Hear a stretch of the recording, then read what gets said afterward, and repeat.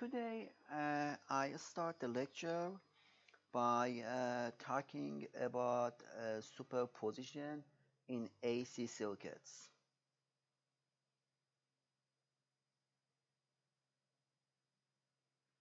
In AC circuits, we all know what is superposition. In the superposition principle, which you can find in 221 or DC circuit lectures, if we have more than one independent source, we turn off all independent sources but one, find the response of the circuit for that specific source, then turn it off and turn the next source on, find the corresponding output to the second source, and finally add the all responses to find the total response. So if we have source number 1, source number 2, let's say we have some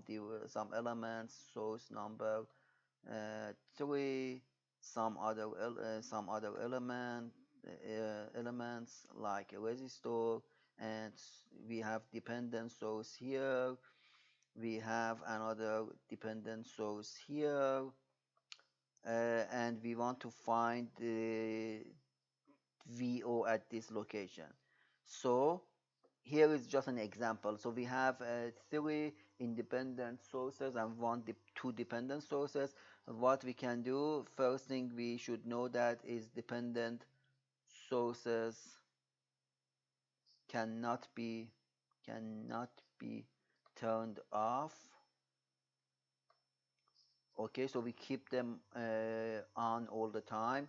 We turn off 1 and 2, 3 will be on, find the response for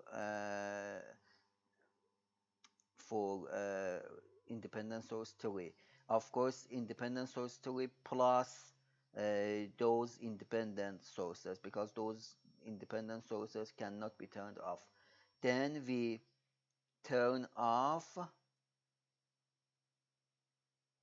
1 and 3, 2 is on, dependent sources are on, we find VO2. Then we turn off 2 and 3, 1 is on, and as usual 1 and 2 independent sources are on, we find VO1, and finally we say VO total is equal to VO1 plus VO2 plus VO3. This is the principle of superposition.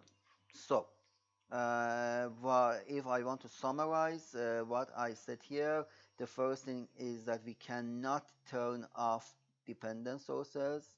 We cannot. So for independent sources, we keep one of them on at a time, turn the others off, keep one of them on, turn the others off, find the response. Then keep the next one on, turn the others off, find the response. And we continue until we have all the responses for individual independent sources, and finally we can say that the total response is the algebraic sum of the individual responses. Okay, and one thing that how we can turn off, turn on, how we can turn off, turn on the sources. If we have a voltage source, when we turn it off, we replace it with short circuit. So here is on, here is off. If we have current source,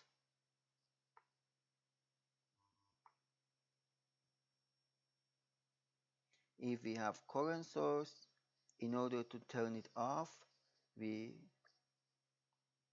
have open circuit. So open circuit, short circuit. Okay, it's the way we turn off, turn on independent sources. So let's start doing some examples to see how we how we solve the AC circuits with superposition. If you remember, when I talked about different methods like Thevenin, Norton, superposition, mesh analysis, node analysis in DC circuits, I said that all of them can be applied to a circuit, and if we solve a circuit with any of these methods, the final answer is same. The difficulty is different. Of course, some methods are easier to do for some circuits, some are more difficult, but the final result is same. Here in AC circuit, the story is different. I want to say that so far we learned mesh analysis and node analysis. For both of them, I said that all the sources, if we have more than one source, all of the sources have to have same frequency. Do you remember? The same omega. Okay, so if they have same frequency, we can solve them by any method. Mesh analysis, node analysis, superposition, Norton Thevenin equivalent, Thevenin, Norton, and any other, etc., any other methods. So if all the sources have the same frequency, we can solve the system by any of these methods. But if frequency is different,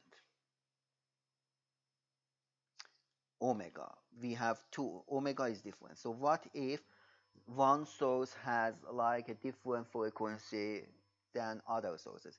If frequency is different, the only way to solve the circuit is superposition.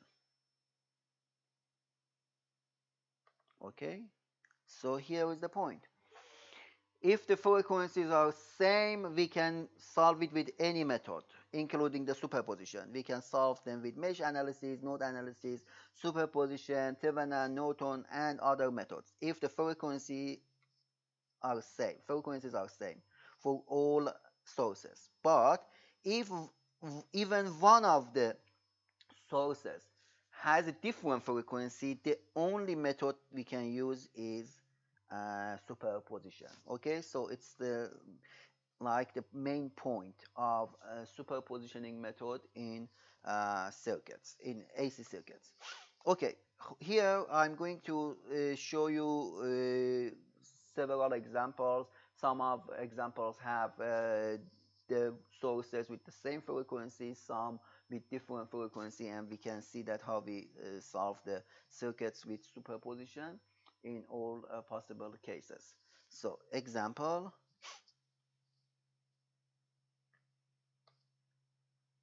the following the two sources in the two sources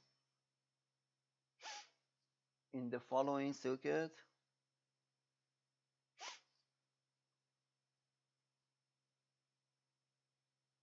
have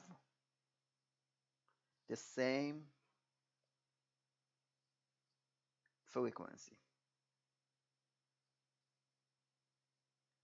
Use superposition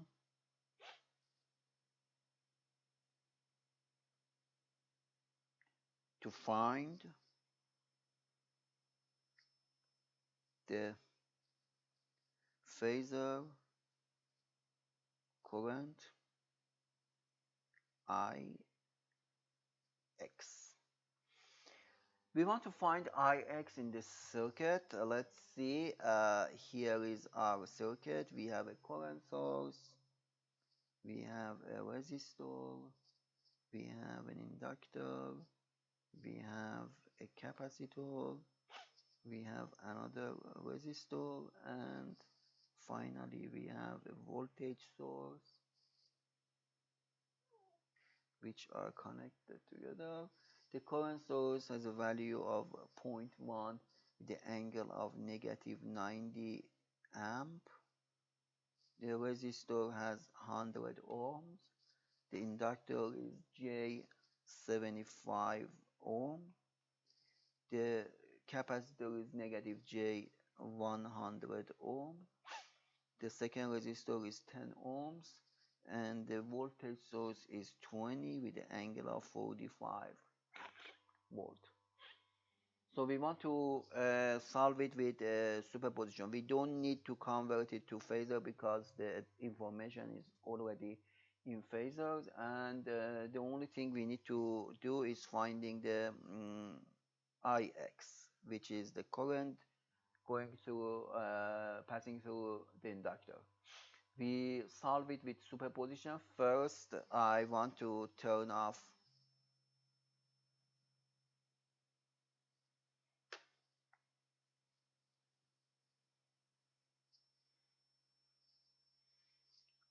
voltage source,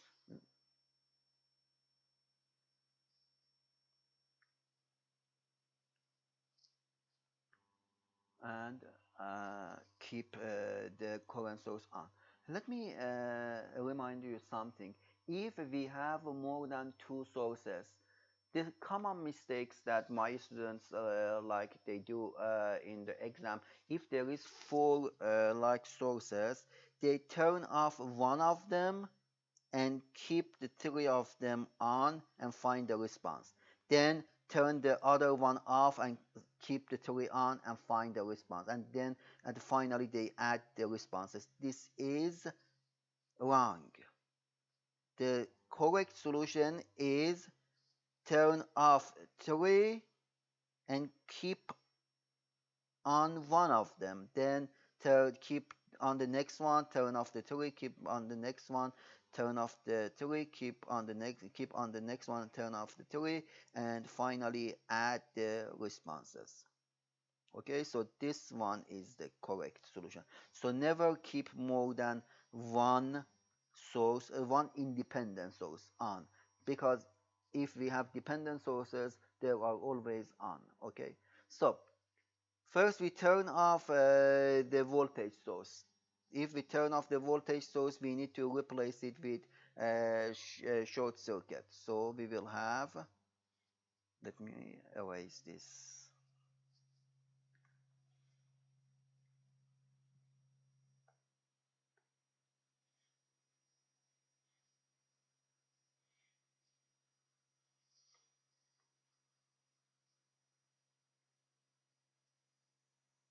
Okay.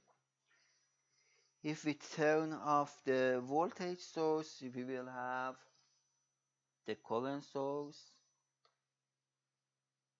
the resistor, the inductor, the capacitor, the resistor, the short circuit, and that's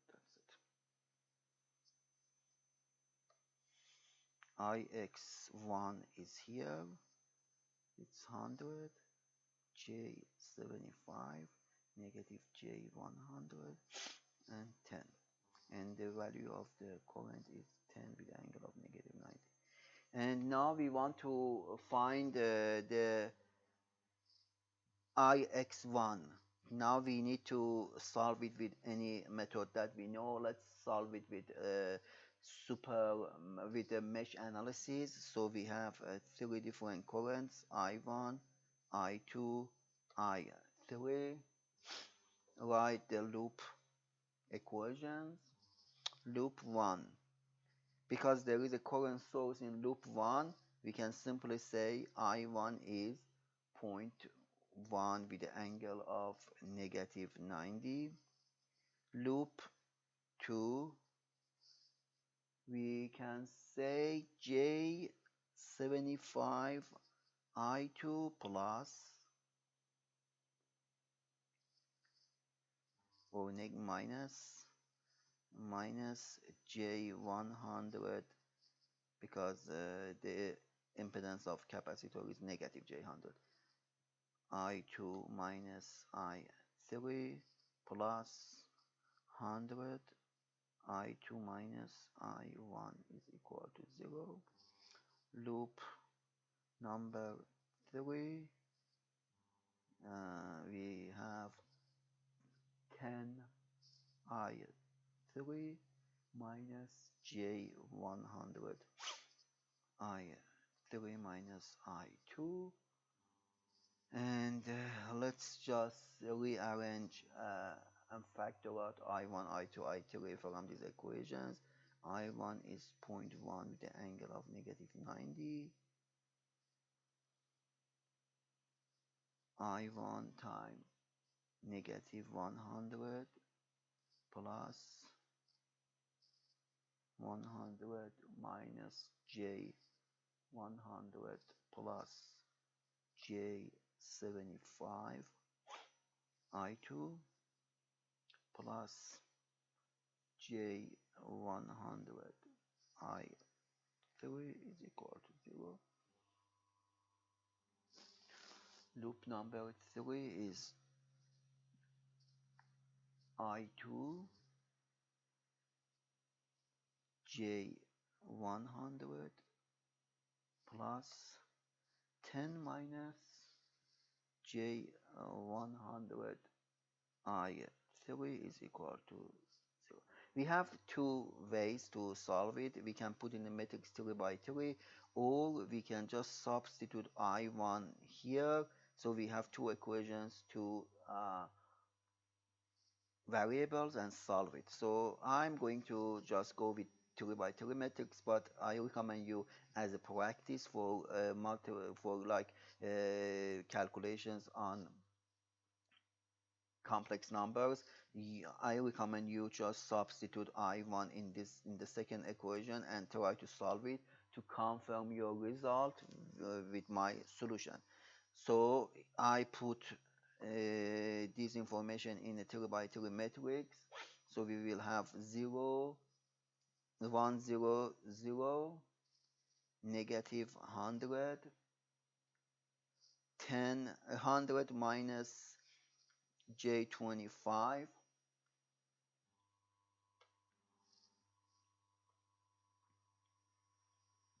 J100, 0, J100, 10 minus J100,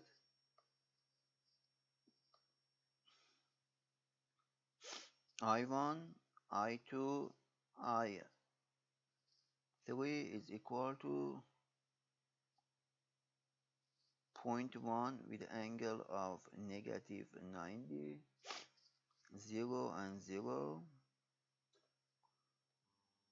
If we solve this matrix multiplication with like AX is equal to B, so as a result we can say X is BA inverse.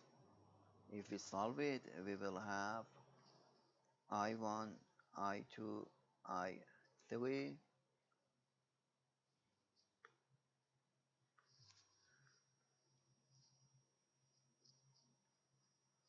equal to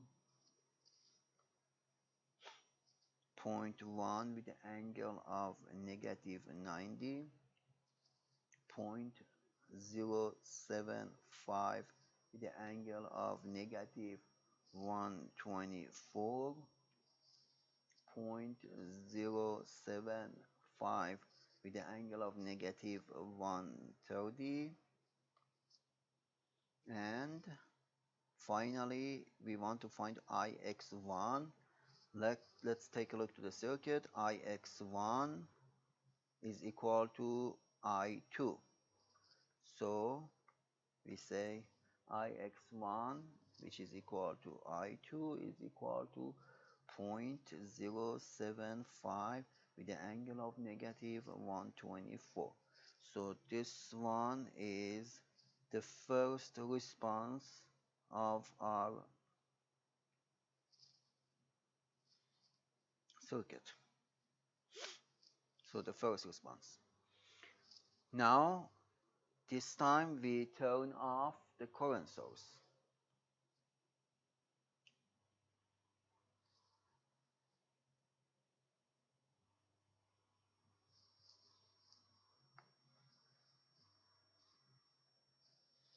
Turn off the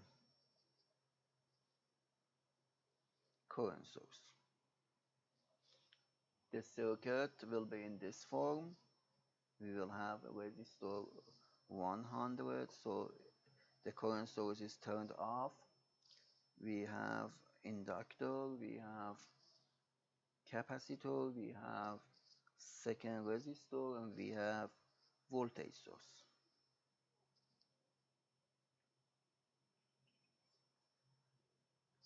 J75, negative J100, 10, and plus minus 20 with the angle of 45.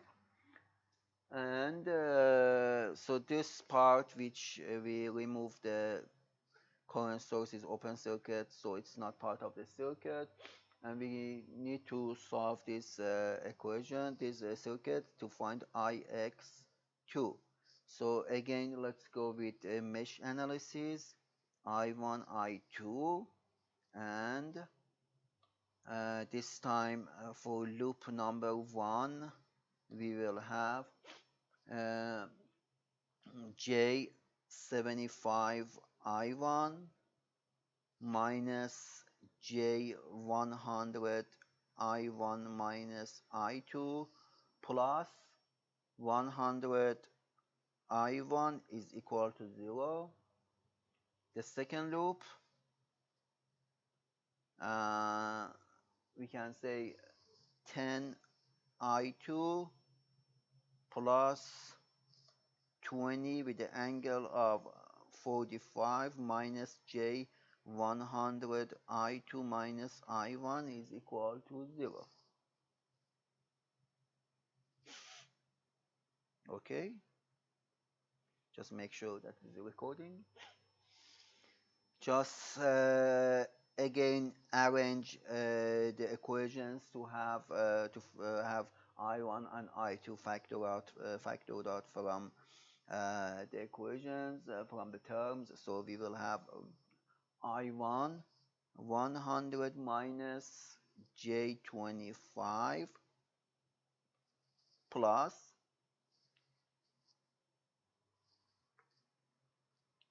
I2 J100 is equal to 0. The second equation, it's I1 J100 plus I2 10 minus J100 is equal to negative 20 with the angle of 45. Okay, so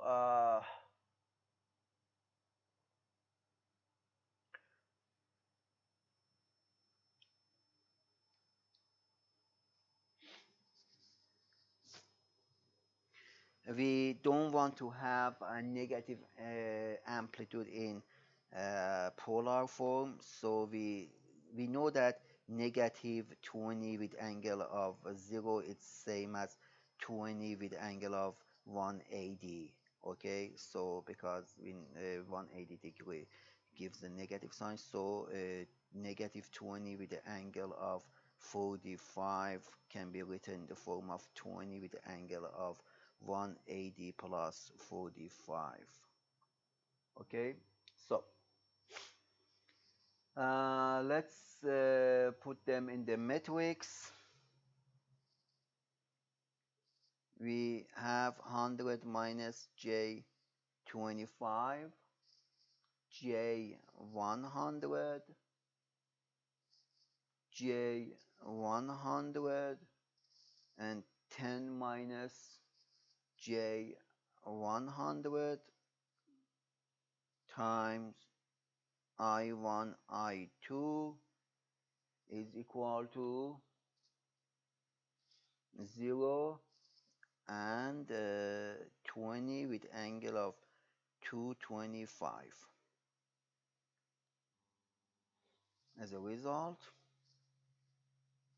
I1 I2 will be equal to 0.15 with the angle of negative 174.7 and 0.155 with the angle of negative 98.7.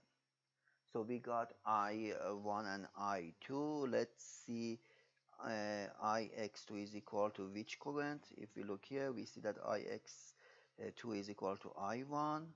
So we say Ix2 is equal to I1 is equal to 0.15 with the angle of negative 174 with the 174.7 amp. So this one is Ix2.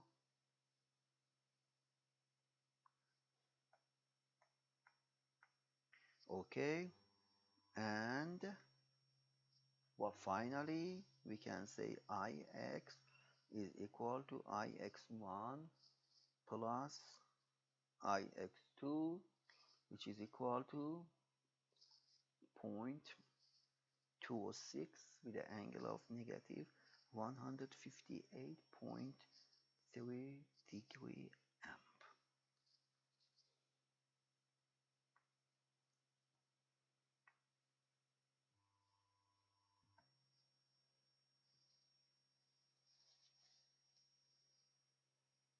Okay, so try to convert Ix1 and Ix2 that we got here to a rectangular form and then add them together and then convert back to polar to confirm the result.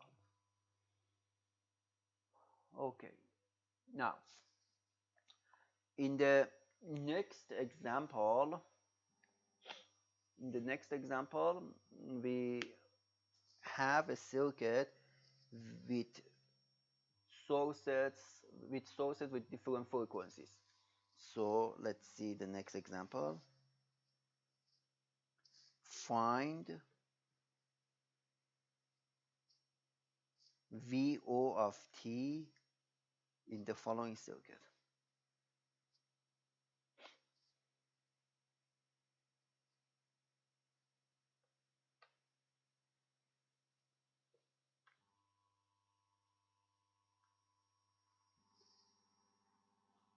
Here is the circuit.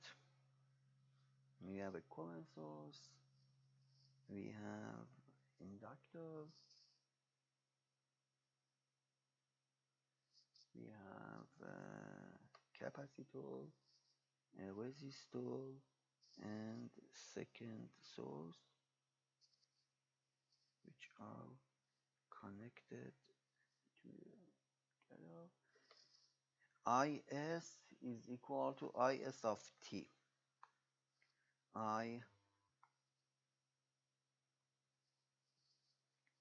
Is of t is equal to 10 cosine of is it 10,000 or 10,000? 10,000 t. Okay, the inductor has a value of 1 millihenry. The capacitor has a value of 1 microfarad. The resistor is 10 ohms. The voltage source Vs of t is equal to 20 cosine of 2000 t minus 45, and we want to find VOT. VOT is the voltage across the capacitor. If we look to this circuit, we see that we have two sources with different frequencies. So definitely, we cannot solve this circuit with mesh analysis, because in order to solve it with mesh analysis, we need to convert the values to the phasors. And when we want to convert this capacitor to phasors, which frequency should we should consider? Because we know that the impedance of a capacitor and inductor depends to the frequency, but here we have different frequencies. So absolutely no way to solve this circuit with any method other than the superposition. Okay. The first thing we should do, again as usual, turn off one circuit, keep the other circuit on. So this time we turn off voltage source. If we turn off the voltage source, we will have this circuit,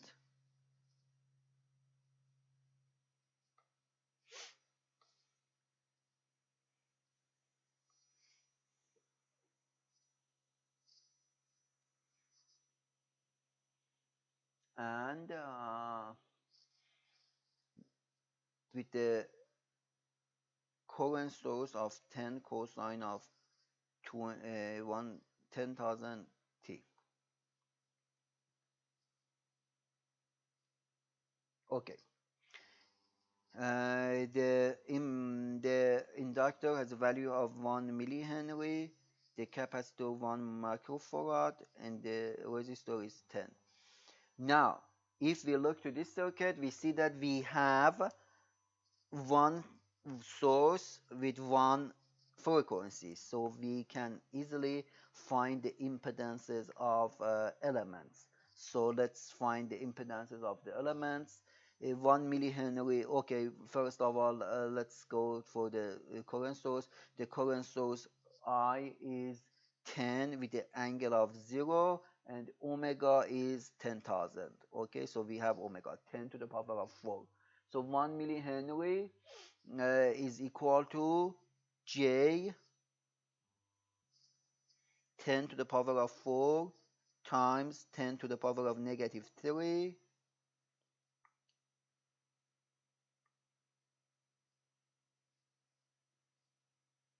which is J10. This impedance of this inductor is for this frequency, J10. For the capacitor, we will have minus J over C omega. Omega is 10 to the power of 4, and C is 10 to the power of negative 6. If we simplify this equation, this fraction, we will have negative J100. So we have negative J100 for the capacitor. Now, and by the way, we want to find VO1, which is the voltage across the capacitor from the first source. Now we solve it with a mesh analysis, I1, I2, and let's write the loops. Loop 1, I1, because there is a current source in this loop, we can simply say I1 is equal 10 with the angle of 0. Loop 2, 10 I2 plus negative J100 I2 minus I1 is equal to 0. So we simply replace this I1 in this equation. We will have 10 I2 minus plus negative J100 I2 minus 10 with the angle of 0 is equal to 0. And if we solve this equation, we will have I2 is equal to 9.95 with the angle of negative 5.7. Now that we got I1 and I2, so we know that I1 is 10 and I2 is 9.95. Let's look to the circuit. The voltage across the capacitor is the current times the impedance. Of course, we know the impedance is negative J100. What is the current? Considering the direction of this voltage, the current should be in the from top to down, and so it will be differences of the currents I1 and I2, and considering the direction of polarity of the voltage, definitely the current will be equal to I1 minus I2. Okay, so I1 minus I2. So we can say VO1 is equal to impedance of the capacitor times I1 minus I2. The impedance of the capacitor is equal to negative J100 times I1 minus I2. I1 is 10 with the angle of 0 minus 9.95 with the angle of negative 5.7. As a result, in order to find VO1, we need first convert this one to rectangular, add or subtract them, then convert to polar, and then multiply these two to get the answer. So if we just do this calculation, this math, we will have VO1 is equal to 99.3 with the angle of negative 5.73. So we reached to this point, but first thing, we don't stop here because this circuit has two different frequencies. We need to represent this information in the time domain, which includes the frequency. So we say VO1 of t is equal to 99.3 cosine of, what is the frequency in this part of our example, is 10k. So it's a cosine of 10k, 10,000 t minus 5.73. So this one is the first response. Okay, so this one is the first response. We cannot keep the phasor mode and find VO2 in phasor and then add them together. We cannot, because each of these phasors for in this circuit have different frequencies, so we cannot add the phasors. We are allowed to add phasors if all of them have the same frequency. But here in this example, one of the phasors will has the frequency of 10k, the other one has a frequency of 20k. So we cannot just add these phasors. Okay, let's go back to our solution. So this one is part 1. Now we move to the next part. We turn off the current source, turn off the current source. Let me check to make sure that it's recording. Okay. If we turn off the current source, the circuit will be in this form. The current source is off, and we have a capacitor here. We have in resistor, we have voltage source like this. And the voltage source, if we convert it to the phasor, it's the 20 with the angle of negative 45 with the frequency of 20k. Okay, the first thing, we turned off the current source, so we replaced it with short circuit. Now let's take a look to the inductor. If you remember from 221, I said that if we have any element which one side of it is disconnected, or it's like high impedance, it's not connected to the circuit, of course the current moving through that element is zero, so no voltage will drop across that element. So in order to solve any analyze a circuit, we don't need to consider that element. Of course, one thing, let me tell you one thing in the parenthesis. If we want to find the equivalent resistance Z in from this point, of course we need to consider this inductor, because the inductor is in the circuit.